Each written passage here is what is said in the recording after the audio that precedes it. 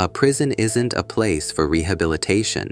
It's a distillery, a massive machine that concentrates human evil down to its purest form. My name is Jay, and for 10 years, I survived in the deepest, darkest part of that distillery. This isn't some common criminal's memoir. This is a terrifying invitation to see the true face of humanity when the mask comes off. The glass wall separating your world from a cage full of monsters is thinner than you think. Brace yourself. I'm about to show you what real hell looks like. It was 2012. The winter air felt sharp enough to cut bone when I was thrown into a prison in Jeolla Province. I was 23, a stupid kid who thought he was invincible, paying the price for a life of reckless choices made under the banner of a gang. Even in prison, the foolish pride of a young man forced me to keep up a tough image. The guards flagged me as special management, and I was immediately assigned to a cell they called the Champions Room. Murder, robbery, arson. The cell was a literal zoo of monsters you only read about in the headlines. But the real horror didn't begin there. It began when I was thrown into solitary confinement. After causing some trouble, I was moved to an isolated cell, and that's where I met him. He looked to be in his 40s, but the moment he saw me, he bowed his head respectfully and called me boss. It might not make sense in your world, but in here, age is irrelevant. Your rank is determined by the weight of your crime and your gang affiliation. The moment the guard slammed that steel door shut, I felt a cold dread crawl up my spine. It was because of a single whispered sentence the guard had left me with. Jay, that guy, he just got his death sentence today. Child rape, kidnapping, and attempted murder. The blood in my veins turned to ice. I was trapped in a sealed box with a man who had just been told his life was officially over. His eyes were strangely calm, as if he'd just heard a story about someone else. But that tranquility terrified me more than any rage could. He started talking to me about his life, his childhood, even cracking a few lame jokes. I barely managed to answer, my every nerve focused on his hands, his feet, his every breath. Deep inside his calm eyes, I could see it. Not peace, but the void of a man who had given up, and a twisted madness swirling, looking for something to fill that emptiness. Days passed. Time crawls in a place like that, but even my hypervigilance started to wear down. I was letting my guard down, and that's when it happened. A single plastic chopstick from our meal tray was missing. I tried to tell myself it was nothing, but my heart began to pound against my ribs. That night, pretending to be asleep, I heard a sound, a faint, rhythmic scratching. Scrape, scrape, scrape. Peeking through my eyelashes, my body went rigid. The man was sitting with his back to me, grinding something against the concrete wall. It was the missing plastic chopstick. He was sharpening the tip, slowly, meticulously, like an artist crafting a masterpiece, sharpening it into a point fine enough to pierce human flesh. He knew I was awake. He had to. My heartbeat was a drum in the small cell. He turned his head slowly. A wide grin spread across his face as he showed me his new creation.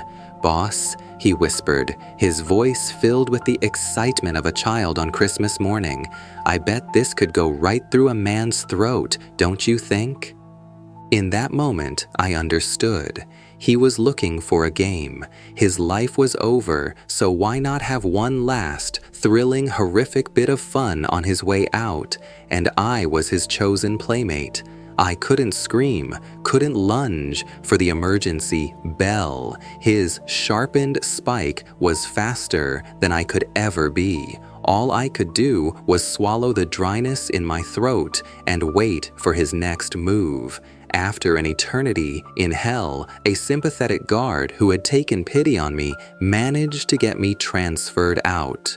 From that day forward, I never spoke a single word to an inmate convicted of crimes against children. They weren't human, they were catastrophes wearing human skin. There was another death row inmate in that prison. We called him the Runner. He was originally a lifer, sentenced for murdering his own brother.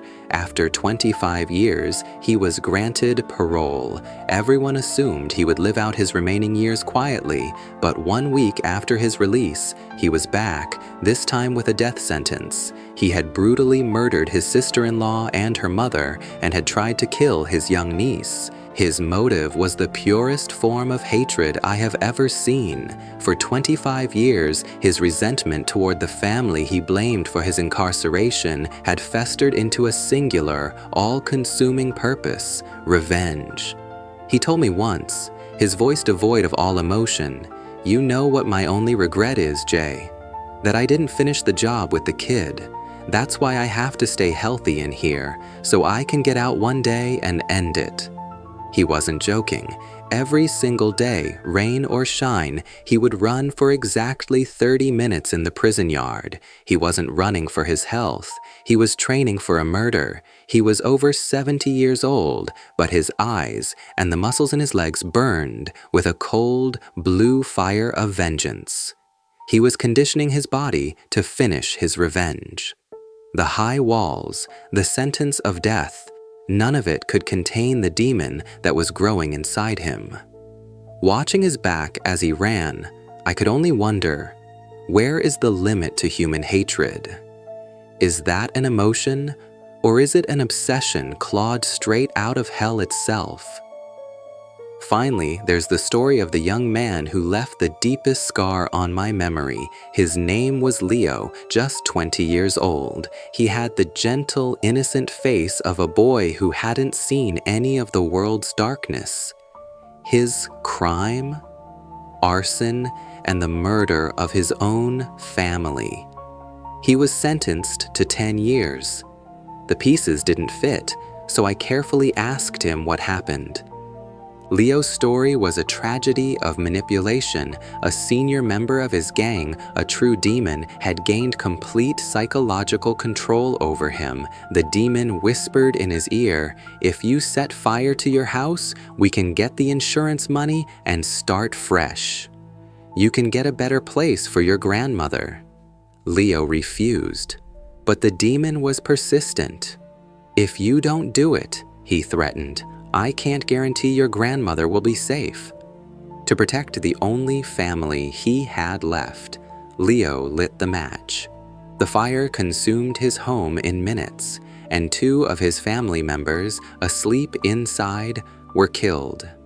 But his father survived, which meant there would be no insurance payout. When that senior gang member came to visit Leo in prison, he didn't offer a single word of apology or condolence.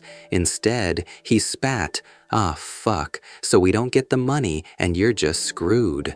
At that moment, Leo shattered. The world he believed in, the consequences of his own foolishness, it all came crashing down, and his soul was pulverized. While serving his sentence, Leo received news that his grandmother had passed away. On that day, the light in his eyes just went out. He stopped crying, stopped laughing, stopped talking. He was a living corpse, staring into nothing. I heard that after his release, he was diagnosed with severe mental illness. I've told you 3 stories today: the death row inmate seeking one last thrill, the old man training for his final revenge, and the young boy whose soul was devoured by a demon's whisper. These aren't special cases. A place like prison is an extreme environment that simply drags the ugliest, most tragic parts of human nature to the surface. I'm not trying to justify my own crimes, not for a second, but I saw things in there. I saw how weak a person can be and how monstrous they can become. The distance between the peaceful street you're on and the cold corridor I walked is not that far. Maybe inside you, inside me, there is another face sleeping, just waiting for the right moment to wake up. This is why I'm telling you this.